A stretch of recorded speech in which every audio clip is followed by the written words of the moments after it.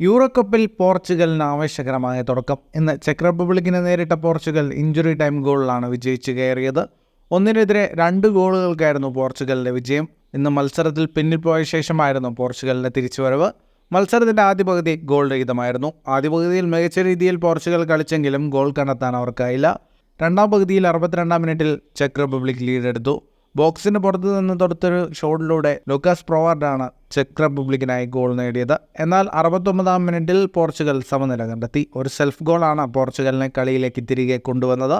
ഇതിനുശേഷം 87-ാം മിനിറ്റിൽ ജോട്ടയിലൂടെ Portugal ലീഡെടുത്തുവെങ്കിലും ബിൽഡപ്പിൽ Cristiano Ronaldo ഓഫ്സൈഡായതിനെ തുടർന്ന് ഗോൾ നിഷേധിക്കപ്പെട്ടു. തുടർന്ന് 90-ാം മിനിറ്റിൽ പകരക്കാരനായി എത്തിയ കോൺസിക്കാവോ ഇഞ്ചുറി ടൈം 2 മിനിറ്റ് പിന്നീട് മുൻപ് പോർച്ചുഗലിൻ്റെ വിജയ ഗോൾ നേടി.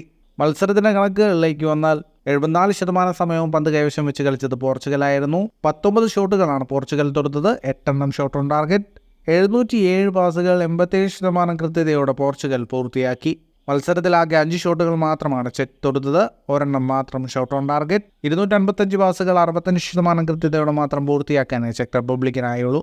ഇനി യൂറോ കപ്പിൽ തുർക്കിക്കെതിരായാണ് പോർച്ചുഗലിൻ്റെ അടുത്ത മത്സരം. ഫുട്ബോൾ ലോകത്തെ കൂടുതൽ വാർത്തകൾക്കും വിശേഷങ്ങൾക്കുമായി സ്പോർട്സ് കഫേ ഇപ്പോൾ തന്നെ സബ്സ്ക്രൈബ് ചെയ്യുക.